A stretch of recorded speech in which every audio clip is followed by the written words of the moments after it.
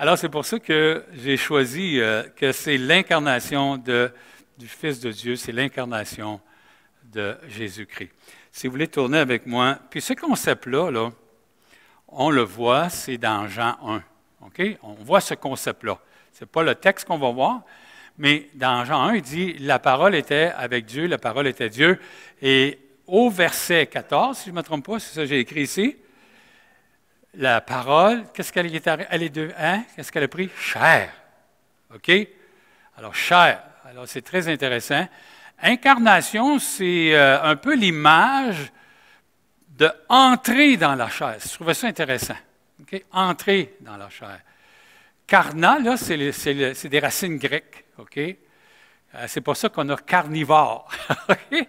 Carnivore, c'est la. Hein? Quand on dit que tu es carnivore, c'est que tu es mangeur de chair. C'est ça, hein? La viande. C'est ça que ça veut dire. Alors, l'incarnation, c'est entrer dans la chair. OK, le mot. OK? Alors, dans ce sens-là. Je dirais que le but ultime, parce que j'ai dit c'est l'incarnation de Jésus-Christ, mais le but ultime de cette incarnation-là, écoutez, il y a plein d'objectifs là, que le Seigneur a accomplis quand il est venu sur la terre. Il y a des sous-objectifs aussi. Okay? Parce que quand tu commences à regarder des textes, là, tu dis, c'est vrai que l'objectif, quand on a vu la personne samaritaine, c'est les gens ont reconnu que Jésus était le sauveur du monde. On reconnaît ça. Okay. Je dirais que c'est un des plus grands, ou je ne sais pas comment le qualifier, de lui donner un qualificatif, mais il est clair que le but ultime, c'est de venir nous parler de notre Créateur, de venir parler de Dieu. Okay? Jean 1, 18. Okay? Il dit, qui peut parler plus que de Dieu, de celui qui est sorti de Dieu? Okay? Puis souvenez-vous de la discussion que Jésus avait eue avec Philippe. Montre-nous le Père. Il dit, hey, regarde, j'étais avec vous depuis le début. Hein? Puis Jean 17, 3, on pourrait en voir des versets là, plein.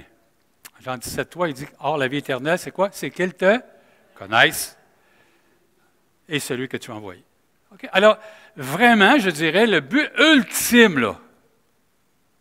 Mais à partir de ce grand objectif-là, vous avez tous les autres sous-objectifs qui, naturellement, deviennent des objectifs. Okay? C'est clair que Jésus avait une mission, venir sauver le monde. On est d'accord avec ça. Okay? Et ce matin, on va voir un de ces objectifs-là, alors qui est dans Hébreux 2, si vous êtes pour ceux qui ont leur Bible, Hébreux 2. J'ai choisi quand même quelque chose qui m'a encouragé, Hébreux, chapitre 2. Chapitre 2, les versets 17 et 18 ce matin. Mais je pense que c'est important de se rappeler l'objectif principal du récit ou de l'écriture ou de cette lettre. L'Épître aux Hébreux s'adresse aux chrétiens d'origine juive. Okay? C'est des Hébreux. Ils vivaient tellement de pression qu'ils voulaient retourner au judaïsme. Okay? Ils voulaient retourner là, au sacrifice, ils voulaient retourner à Moïse, ils voulaient tout. Tu sais, la pression est grande, là. Fait que là, l'auteur, il dit, ce qu'il va faire, c'est qu'il veut décrire Jésus-Christ comme supérieur à tout ça. Supérieur aux anges, supérieur à Moïse. Hey, d'être supérieur à Moïse, là, il faut que tu sois quelqu'un, là. Okay? Parce que les Juifs, là, Moïse, là, c'est le. Tu sais, puis Abraham, là, c'est les tops du top, là. Hein? C'est pour eux, le judaïsme. Alors, ce qu'il va, c'est de décrire, justement, l'auteur, c'est de décrire que Jésus est au-dessus de ça. Okay? Et c'est pour ça qu'il va nous décrire, il va décrire que Jésus est un souverain sacrificateur au-delà des sacrificateurs humains. Et ça, je pense que c'est très intéressant pour nous à ce moment-là. Alors, une chose est sûre, le but de l'incarnation, regardez au verset 17. Qu'est-ce qu'il dit? Je vais lire versets 17 et 18. En conséquence, il a dû être rendu semblable à toute chose à ses frères, afin qu'il fût un souverain sacrificateur, miséricordieux et fidèle dans le service de Dieu, pour faire l'expiation des péchés du peuple. Car ayant été tenté lui-même dans ce qu'il a souffert, il peut secourir ceux qui sont tentés. Très intéressant. Alors, une chose, si vous remarquez le verset « en conséquence », c'est comme en conclusion, hein, il y a quelque chose qui est très important avant. Et c'est le verset 16. Car assurément, ce n'est pas à des anges qu'il est venu en aide. C'est intéressant. Il n'est pas venu aider les anges. Okay? Il est venu aider qui? Mais c'est à la postérité d'Abraham. On a vu la postérité d'Abraham avec Daniel la semaine passée.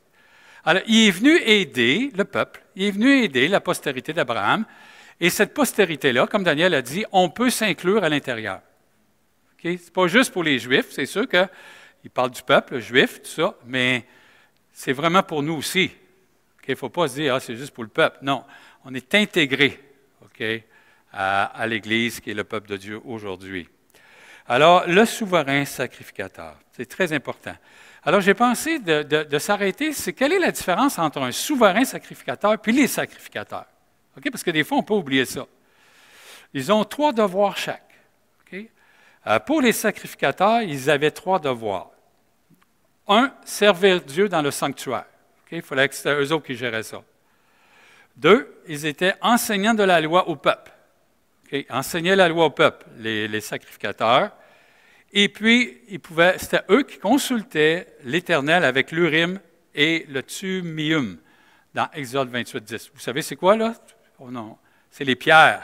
Alors, c'était les sacrificateurs qui pouvaient prendre ces pierres-là, puis c'est comme s'il y avait un contact, puis Dieu leur parlait de sa volonté envers les hommes.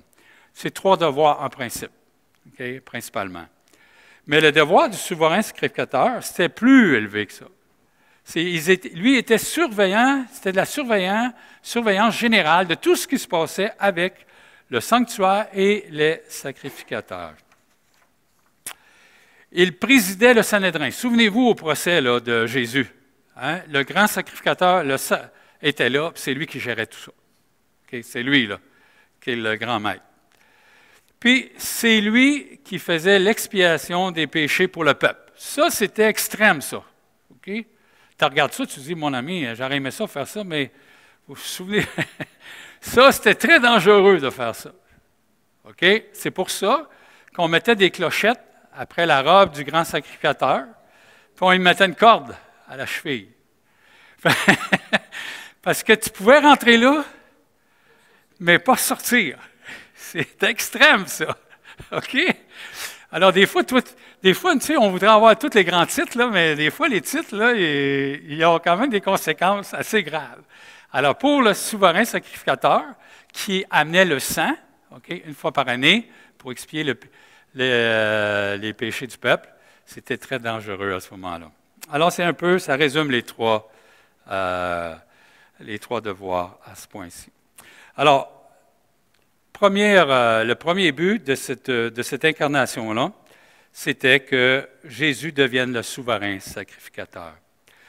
Mais ce qui est très intéressant, c'est que ce sacrificateur-là, il va être caractérisé par 2 qualificatifs. Il va être miséricordieux, puis il va être fidèle. C'est quand même quelque chose, là. Il va être miséricordieux, il va être fidèle. Alors, miséricordieux, moi je pense toujours, l'image que quelqu'un me fait un jour, puis je la garde toujours, qu'est-ce que ça veut dire? C'est que vous avez 2 mots, 2 images dans le même mot. C'est de lancer une corde à la misère. Okay? Ce que Jésus va être capable de faire pour nous, quand on va être dans notre misère, il va nous lancer une corde pour pouvoir nous aider. Puis on peut compter sur lui. Okay? Il est fidèle. 2 caractéristiques qu'on a besoin vraiment. Alors, ce n'est pas n'importe quel grand sacrificateur que nous avons, le souverain sacrificateur.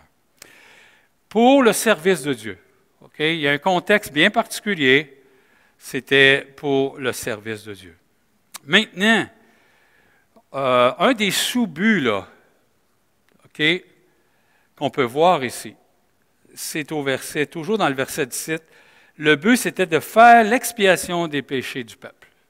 Okay? C'était pour faire l'expiation. Notre souverain sacrificateur n'est pas comme les souverains sacrificateurs qui étaient auparavant. Parce que qu'est-ce qu'un souverain, avant d'expier les péchés du peuple, qu'est-ce qu'il devait faire, le souverain sacrificateur? Est-ce que vous vous souvenez de ça? Qu'est-ce qu'il devait faire? Oui, c'est ça. Il devait expier les siens. Parce qu'il était un humain, il était un pécheur aussi. Alors, il devait offrir ses sacrifices pour lui. Mais le souverain qu'on connaît, nous, aujourd'hui, avec les Écritures, il n'a pas été obligé de faire ça, lui. OK? Pour lui, il n'a pas été obligé. Il est mort, mais pour les autres, mais pas pour lui. C'est quand même quelque chose, là. Fait que ça nous donne déjà sa nature. Ça nous montre déjà la qualité de souverain sacrificateur qu'on a. Et ça, je pense que c'est important de réaliser cela. Parce qu'aucun homme ne peut expier ses péchés. Aucun homme. Qu'il soit bon comme il voudra. OK? Ce qui veut dire qu'il ne peut pas payer pour ses péchés. Il ne peut pas se racheter. Il ne peut pas rien faire de ça. Puis, pour leurs péchés, il peut. Non. Oui. OK, ouais, quand il disait, oui. Oui, c'était spécial. Je ne sais pas si pour vous, là, mais j'ouvre une petite fenêtre. La première fois que j'ai rentré dans le confessionnal. Vous vous souvenez de ça? Tu ne te souviens pas de ça, Denis, quand on allait à la petite école, là, puis on allait, surtout, toi, tu dois être, moi, là, quand on allait, parce que Denis, lui, il a été élevé aux côtés de l'école Monseigneur Côté, puis que l'école Monseigneur Côté, c'était facile d'aller à l'église, là. Hein? On sortait, puis on s'en allait à côté. Puis la première fois, moi, j'ai rentré dans le confessionnal. Qu'est-ce qu'il fait dans le confessionnal quand on rentre? C'est noir. Il fait noir. Puis on ne le voit pas, il se fait noir. Puis là, tu entends, je ne sais pas si c'était comme ça, là. Moi, t'es jeune, là, t'es là. C'était, parce que il y a un de mes fils, je suis toujours dans la même, un de mes fils m'accuse d'y avoir lavé le cerveau, OK? Un de mes fils, il dit ça. J'ai dit, écoute bien, je te demande pardon si tu crois que j'ai voulu te laver le cerveau, parce que ce n'était pas mon intention. Mais j'ai dit, je vais t'expliquer quelque chose, que tu m'as dit quelque chose. Moi, ce que j'ai vécu. OK? Moi, ce que j'ai vécu, là, en tout cas, on n'a pas voulu te faire vivre ça. Puis là, j'ai compté, comme je suis en train de vous compter ce matin. Il y avait les yeux grands de même. J'ai dit, nous autres, là, on rentrait là-dedans, là. C'était épeurant. Et puis là, comme Yves il dit, quand il faisait on voyait comme si c'était en prison, hein? On ne voyait pas bien. Là. C'était comme. C'est sûr, il y avait un but pour ça. C'était pas qu'on reconnaisse les gens. Je ne sais pas. Je ne pourrais pas dire. Puis là, mon fils, il m'écoutait, il disait, j'ai dit, écoute bien, là, j'ai été traumatisé, mon ami. Tu ne peux pas juste dire ton père était traumatisé. Moi, je l'ai été. Puis vous le savez comme moi, c'était, ça n'avait pas de bon sens. On inventait. Moi, je n'inventais. Là, je disais, c'est quoi je vais y dire? Je n'inventais. C'est ça. C'était ça. C'est littéralement ça. Mais moi, j'ai dit, regarde, moi, là, je vais te dire quelque chose. J'en veux pas à mes parents. J'en veux pas. J'en veux pas à mes parents parce qu'ils ont fait ce qu'ils pensaient qui était bien. Moi, j'en veux pas à mes parents. Je ne peux pas dire, fait que moi, je ne peux pas. Fait que moi, je te demande, dis, regarde, nous, on a fait ce qu'on pensait qui était bien avec toi. Tu sais? Puis moi, je ne suis pas un gars contrôlant. Fait que je ne comprends pas qu'il s'est senti. En tout cas, chaque enfant est différent d'un à l'autre. J'écoute des fois de mes enfants, j'ai été quasiment comme un saint, puis d'autres, j'étais de la petite crotte. On ne s'est pas enregistré, ça, là. Tu sais, nos enfants sont tous différents, ils ont tous vu différemment. OK? Alors, je referme la parenthèse. Alors, lui, Jésus, il n'a pas besoin de faire de sacrifice pour ses propres péchés. C'est quand même quelque chose, là. Aucun homme ne peut racheter ses péchés. Alors, c'est pour ça qu'on avait besoin d'un souverain sacrificateur pour que lui, justement, comme dans l'Ancien Testament, à l'image de l'Ancien Testament, que c'est lui qui va, par son sang, OK, par son sang. Hébreu dit, par le sang de Jésus, il nous purifie de tout péché. Okay. J'ouvre une autre petite parenthèse. Quand les gens croient à la perte du salut, ils ne comprennent pas l'efficacité du sang de Jésus. Moi, là, quand je rencontre quelqu'un et il me dit, regarde, moi, là, je perds mon salut, je m'arrête, puis On jase, je suis gentil avec lui. J'ai dit, c'est parce que tu ne comprends pas l'efficacité du sang de Jésus. OK? L'efficacité du sang de Jésus, quand il dit qu'il nous a purifiés de tout péché, c'est-tu juste la moitié? 3/4. Alors, c'est pour ça qu'on dit qu'il nous a purifiés de nos péchés passés, présents, futurs. C'est pour ça que j'ai l'assurance d'aller au ciel. Pas parce que je suis meilleur que les autres. Mais quand il dit qu'on a tous mes péchés, c'est tout. J'avais rencontré une personne à un moment donné, un couple assez âgé, qui est nouvellement chrétien. Puis en jasant, il me dit, là, Noël, nous autres, le soir, il faut faire notre acte de contrition tous les soirs pareil. Ah oui? J'ai dit, l'acte de contrition, pourquoi? Faut se repentir, hein? Oui, mais j'ai dit d'un coup, là, tout à coup, là, que vous n'avez pas le temps de le faire, c'est quoi qui va vous arriver? Elle dit, on ira pas au ciel. Voyez-vous? Hein? Ben, c'est ça, quand tu es nouvellement chrétien, là, tu ne comprends pas. Tu sais, des fois, nous autres, là, ce qu'on comprend, ça nous a pris 40 ans. Puis on voudrait que le gars, ça fait 3 mois qu'il est chrétien, qu'il comprenne tout. Voyons, ça ne marche pas de même. Fait que là, c'est là qu'il faut prendre le temps de leur expliquer. OK? Hey, ça, c'est une bonne nouvelle. Comme ça, si je ne suis pas obligé de faire mon acte de contrition tous les soirs. Oui, c'est ça, voyez-vous? Alors, nous, on a ce privilège-là. Parce que notre souverain sacrificateur, quand il a déposé là, au ciel son sang, c'est fini. On est purifié de tout péché. C'est une bonne nouvelle. Moi, là, je peux vous dire, je suis tellement pécheur, là, qu'à tous les jours avant de commencer ma journée, ma femme serait ici ce matin, elle ne l'est pas, elle est malade, elle vous dirait, Noël, à tous les jours, il dit, merci Seigneur, parce que mes péchés sont déjà pardonnés aujourd'hui. Ça, pour moi, c'est une libération. Je suis libéré. Parce que je suis un pécheur. Je suis méchant. Oui, mais Noël, tu n'as pas tué personne, tu n'as pas volé une banque, c'est pas ça le péché. On sait ça. Mais les pensées, des fois, des pensées que j'ai envers des gens, je suis un rebelle de nature. Tout le temps envie de me rebeller. Il dit, va te faire vacciner. J'ai envie de dire non. Hein? T'es malade, reste chez vous? Non. Hein? Je suis pécheur, c'était en moi, là. La rébellion. Hein? Alors, voyez-vous, je suis content que le sang de Jésus nous purifie de tout péché. Ce grand sacrificateur qui est mort pour nous, qui a expié nos péchés. Alors, c'est important de voir ça. Mais il y avait un prérequis qu'on ne pense pas souvent. Regardez le prérequis, le verset 17. En conséquence, il a dû être rendu semblable en toutes choses à ses frères. Premièrement, c'est pour ça qu'il est venu sur la terre. C'est pour ça qu'il s'est incarné. Pour être un grand sacrificateur, pour le souverain sacrificateur, il devait être semblable à ses frères. C'est le prérequis que ça prenait. C'est pour ça qu'il est venu sur la terre. C'est pour ça qu'il a pris un corps. OK? Quand il dit qu'il est venu semblable, il faut s'entendre. OK?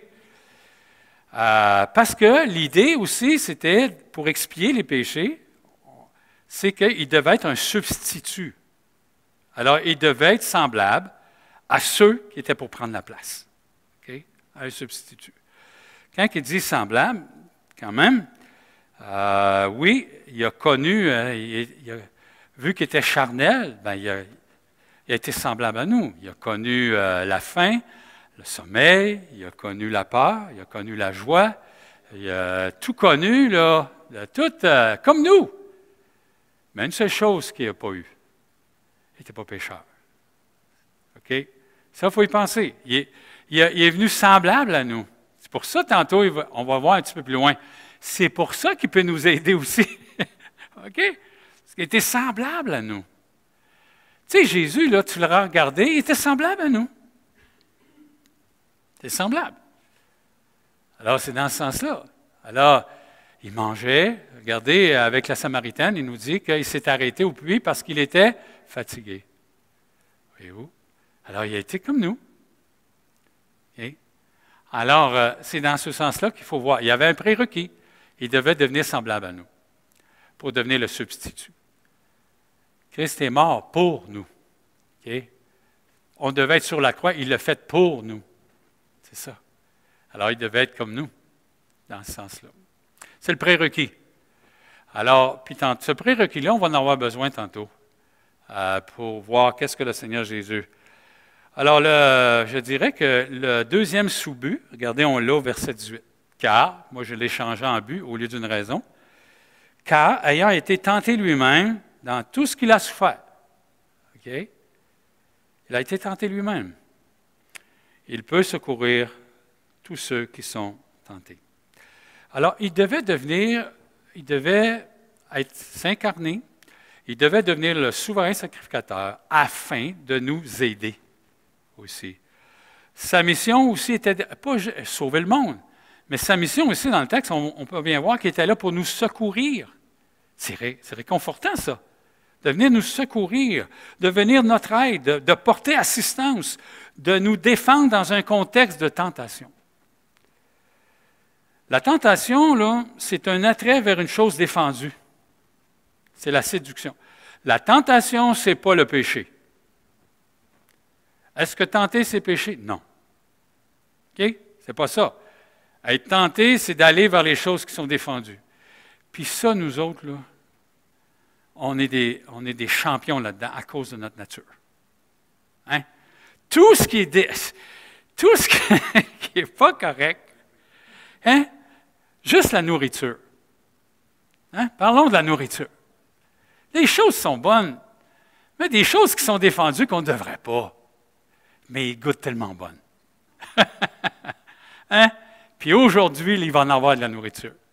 Moi, au souper que je vais asseoir, là, il va en avoir. OK? Puis après-demain, toutes les rencontres que je vais avoir, là, il y a de la bouffe, là, ça. Alors, mais il y a des choses qui ne sont pas bonnes pour nos santé. On a une tendance à y aller pareil. Oui, merci. Hein, des fois, c'est la quantité. Hein? C'est difficile de voir cela. Alors, Jésus a été tenté. OK? C'est important de réaliser ça. Mais il n'a pas été tenté, il a été tenté à d'autres niveaux que nous quand même. Okay? Il a été tenté, exemple, quand il était dans le désert, il a été tenté, là, hein, pour la nourriture, pour mettre Dieu, son Père, en épreuve. Il dit, juste, les roches ici vont changer en pain. Là, tu sais. Il a été tenté quand Satan il a dit, si tu m'adores, je te donne tout ça. Hein, c'est pas que... Moi, je n'ai jamais été tenté pour être le Dieu de ce monde. Satan, il n'est jamais venu me voir pour dire, « Hey, Noël, si tu m'adores, là, je te donne tout ça. » Je n'ai jamais été tenté à ce niveau-là. C'est très différent. OK? Alors, il a été tenté. Mais il a été tenté dans toutes choses, dans le sens quand même de la fatigue, la nourriture. Tout est... tu sais... Puis, je ne veux pas mettre en doute le Seigneur, mais quand le Seigneur, là, quand Matthieu a fait un gros party, là, puis qu'il a invité les prostituées, puis il a invité tout le monde, là, je ne sais pas comment ils étaient habillées, ces femmes-là, là, je ne sais pas. Mais il semble que, bon, je ne sais pas jusqu'à quel point, là. Je ne peux pas commencer une hérésie, là, écoutez-moi bien. Mais il a été tenté dans toutes choses. C'est pour ça qu'il peut nous aider. Ça, c'est intéressant. Maintenant, j'aimerais que vous tourniez dans Jacques, parce que Jacques, il nous parle de la tentation. Je dirais que c'est cette partie-là ce matin, oui, le souverain sacrificateur. On comprend le péché, bien, on quand même... mais Jacques, le chapitre 1, regardez bien. Chapitre 1, Jacques, verset 13, 14-15, OK? On parle de tentation là, qui est là. Que personne, lorsqu'il est tenté, ne dise « c'est Dieu qui me tente ». Car Dieu ne peut tenter par le mal. Il ne tente lui-même personne. Okay? Mais chacun est tenté quand il est attiré et amorcé par sa propre convoitise. Alors, voyez-vous là, je dirais que la tentation, c'est la lumière jaune. Je pensais à ça chez nous. La tentation, c'est la lumière jaune. Mais le rendu à la convoitise, là, ça l'a changé. Là. Ça, c'est la rouge. Là. Quand tu es rendu là, tu devrais t'arrêter. Parce que, regardez ce qui arrive après la convoitise. Puis, la convoitise, lorsqu'elle est conçue, elle enfante le péché. OK? Alors, la tentation, ligne jaune, tu peux être tenté, là. Oui. Mais il faut que la lumière jaune, là, tu l'éteignes. Si tu ne l'éteignes pas, ça va venir rouge. Puis là, au rouge, là, si la convoitise, tu laisses ça très longtemps au rouge, là, à ce moment-là, ça va enfanter le péché. Puis qu'est-ce que le texte dit? Le péché étant consommé produit la mort. Okay? On ne meurt pas physiquement, là, mais il est clair que ça a une conséquence dans notre vie. Alors, la tentation n'est pas péché, mais il faut être prudent. OK? Quelqu'un a déjà dit, comme la tentation, c'est une autre image, que moi je suis un gars, j'aime bien les images, c'est comme les oiseaux qui tournent alentour de ta tête. Tu ne peux peut-être pas les empêcher de tourner alentour de ta tête, mais tu peux les empêcher de faire leur nid sur ta tête. C'est ça le point. OK? Les tentations, là, ils vont venir. Moi, là, exemple, moi, j'étais un homme d'auto, je viens d'une famille d'auto. Moi, le printemps, quand l'eau coule là, sur le bord du trottoir, là, c'est l'heure des nouveaux chars. Est-ce que vous comprenez? J'ai été élevé comme ça, moi. Le printemps, là, c'est fort. L'eau coule là, sur le bord du trottoir, c'est le garage. Ça nous appelle. Tu sais, c'est comme les oiseaux ici, là, quand l'eau gèle, là, ça leur dit quoi? Les oies blanches, c'est de partir, là, parce que les pattes vont leur geler dans la glace. Ça veut dire qu'il faut partir. Okay? Alors, on peut être tenté. Ben oui. Des fois, Marie, parce qu'on n'a plus de maison. Fait que là, Marie a dit, des fois, t'aimerais-tu avoir une maison? Oh, des fois, oui, je serais tenté d'avoir une maison. Mais ça dure 30 secondes. Ça dure juste 30 secondes. Je suis tenté. Parce que j'en ai assez fait de pelouse. J'en ai assez fait de... Vous avez le droit d'avoir... Moi, je fais juste vous dire ce que je vis, là. Vous avez le droit d'avoir vos maisons. Là. Je ne suis pas en train de dire qu'il faut vous vendre toutes vos maisons. Mais moi, j'en ai assez fait. OK? Non, Marie, ça dure 30 secondes. Je suis tenté mais ça dure 30 secondes. OK? Quand je vais chez Rona, je vois la tondeuse. c'est un antidote pour moi. C'est un antidote. Aïe, aïe, aïe. J'avais une vieille tondeuse. Je pense qu'il y avait plus de gaz qui sortait en arrière que le moteur. Tu venais quasiment asphyxier à faire la pelouse. Ouais, une longboard. Alors, on peut être tenté. OK? Puis la tentation, souvenez-vous, ce n'est pas le péché, mais c'est la lumière jaune qu'on doit se souvenir. Maintenant, si on revient à notre texte, là, verset 18, regardez ce qu'il dit. Il dit ceci, « Car rien étant tenté lui-même dans ce qu'il a souffert, il peut secourir ceux qui sont tentés. » Alors, quand la tentation devient trop grande, notre souverain sacrificateur peut nous aider. OK? Cette année, probablement, on va être tenté par plusieurs éléments. On va être tenté par l'argent, on va être tenté par la gloire, on veut être reconnu, être quelqu'un, même dans l'Église. Vous savez, chez les évangéliques, il y a beaucoup de gloire. De gloire. Oui. Ah oui. Tu arrives, mettons, dans une pastorale, là. OK? Toi, tu es pasteur d'une église de combien?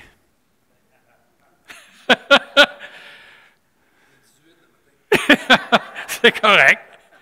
Non, mais est-ce que vous voyez ça, là? Le piège. Tu sais? Le piège de se tirer bretelle. Oh, mais c'est quoi tu fais, toi, dans l'église? Moi, je suis responsable, moi, du bâtiment. Non, mais c'est quelque chose. Je suis responsable du bâtiment, là. C'est moi qui est responsable. Tu as une équipe de combien là-dedans, toi? Oh, on est plusieurs. C'est moi. Hein, voyez-vous? Il y a de la gloire partout. Alors, on veut être reconnu. Et ça, il faut être prudent. On veut le matériel, les maisons, les autos, les vêtements, la beauté physique. En tout cas, il semblerait là, qu'aujourd'hui, un des commerces qui est le plus... c'est la beauté physique. Il y a des milliards là-dedans. C'est quand même quelque chose, là. Puis là, le Botox, puis toute la gang, là, moi, je n'ai rien contre ça, là. Mais encore là, jusqu'à quand tu vas utiliser ça? Ah, et puis le Botox, là, la peau t'étire tellement que tu ne peux même plus sourire. Tu sais, c'est tellement dur. Hein? Puis, ça ne réussit pas toujours. Hein? Des fois, on voit ça, là, je regarde ça, des fois, des commentaires, pas des commentaires, mais pas des commentaires, je cherche des reportages, là. puis des opérations manquées, puis des botox manqués, là, on m'a dit, tu y penses 2 fois? Hein? Les gens, ils ne pensent pas. C'est comme Daniel, quand il s'est fait opérer pour les yeux, puis que le médecin il a dit, regarde, ça fonctionne bien, mais 1 sur 1000 devient aveugle. Tu dis, j'espère que le 999e a passé avant moi. Moi, le médecin m'a expliqué que chaque fois qu'on ouvre le corps humain, il y a un danger de virus, puis des microbes. Il y a un danger, là. Ouais. Il y a tout le temps un danger quand c'est ça. Alors, voyez-vous, alors malheureusement, tu sais, là, alors, mais je dirais pour nous, écoute, je ne suis pas contre la chirurgie esthétique. Tu sais, si tu as les oreilles comme des éléphants, là, tu peux te les faire réparer. OK? Tu peux te les faire réparer. Tu sais, s'il y a quelque chose là, qui fait que tout le monde te regarde, là, puis que tu peux te le faire réparer, là. C'est pas, appelle pas ça de l'humilité, là, de dire, ah, moi, je suis tellement humble, là. Non, tu peux te le faire. Fais-toi coller les oreilles. Oui, c'est ça. Alors, tu peux te les faire. Mais je dirais que pour nous, on va être tenté cette année, surtout dans nos attitudes. On va être tenté cette année de critiquer.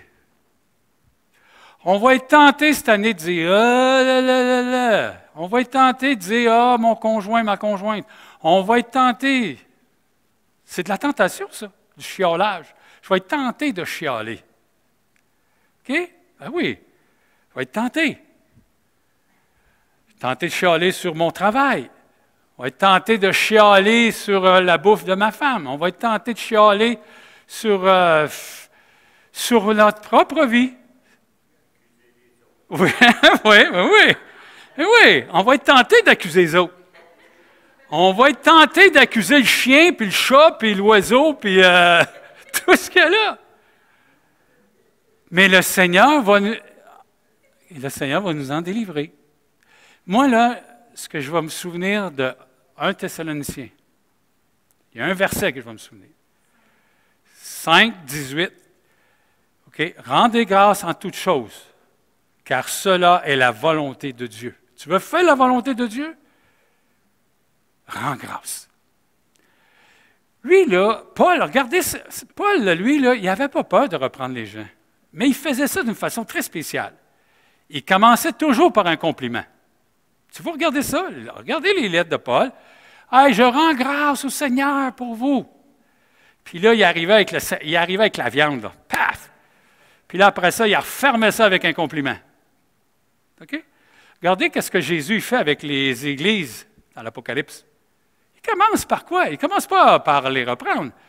La lave aussi. Là, à un moment donné, nous, ce n'est pas ça qu'on fait généralement. On est tenté tout de suite de dire qu'est-ce qui est mauvais chez la personne. Ça peut être ton enfant, ça peut être... Là, moi, je parle dans un contexte général. OK? On va être tenté de faire ça cette année. On va être tenté. Puis, il y a une bonne nouvelle. On a un souverain sacrificateur qui peut nous aider à ne pas faire ça. OK? Nous aider à dire, Seigneur, aide-moi, là. Ce n'est pas l'idée de dire, vous savez, la réalité, puis la vérité, on a le droit de la dire. C'est toujours le comment de le dire. Moi, je dis toujours aux gens, on peut dire tout ce qu'on veut, soyons gentils et polis. Je peux te dire, je peux dire que c'est bon, c'est gentil ou poli. Mais des fois, ce n'est pas ça qu'on fait, c'est dans notre attitude. OK? C'est ça qui se produit. Puis des fois, on le dit avec l'humour noir. On part sur le côté, là, comme une petite joke, mais on devrait le dire franchement, c'est tout, gentiment, poliment. OK? On va être tenté de faire ça. OK? Mais on a un souverain sacrificateur. Et c'est ce que j'ai écrit ici, comme conclusion, je termine. Jésus est notre grand sacrificateur qui désire nous aider pour la nouvelle année, pour l'année qui s'en vient, qui arrive dans quelques jours à nous délivrer de nos tentations. Hébreux. Regardez, je termine avec Hébreux 4, si vous avez Hébreux 4, 14, 15, 16, c'est très clair. Ainsi, puisque nous avons un grand souverain sacrificateur qui a traversé les cieux, Jésus, le Fils de Dieu, demeurons fermes dans la foi que nous professons. Car nous n'avons pas un souverain sacrificateur qui ne puisse compatir à nos faiblesses. Au contraire, il a été tenté comme nous en toutes choses, sans commettre de péché. Puis là, la beauté de ça, c'est ce verset ici. Approchons-nous donc avec assurance du trône de la grâce, afin d'obtenir miséricorde et de trouver grâce pour être secourus dans tous nos besoins. C'est pas beau ça? Qu'est-ce qu'on peut dire? Amen. Amen. Alors prions, s'il vous plaît. Alors Seigneur, merci de ta grâce, ta bonté envers nous. Merci parce que tu es notre grand souverain sacrificateur. Merci parce qu'on est ici ce matin. C'est toi qui as bien voulu nous prêter vie. Merci pour cette journée. C'est une journée qu'on peut être heureux. Je sais que des fois, on vit des moments. Peut-être qu'on aura des mauvaises nouvelles tantôt, parce que la vie, on ne peut pas la contrôler. On ne sait pas, comme Proverbe dit, on ne sait pas ce qu'une journée peut enfanter. On est juste rendu à 11h20 ce matin, Seigneur. Alors, la journée va finir à minuit. Alors, il y a plein de choses qui peuvent arriver. Mais sachant que tu es avec nous, nous avons l'assurance de passer au travers de cette journée avec joie et avec paix. Merci Seigneur. Amen.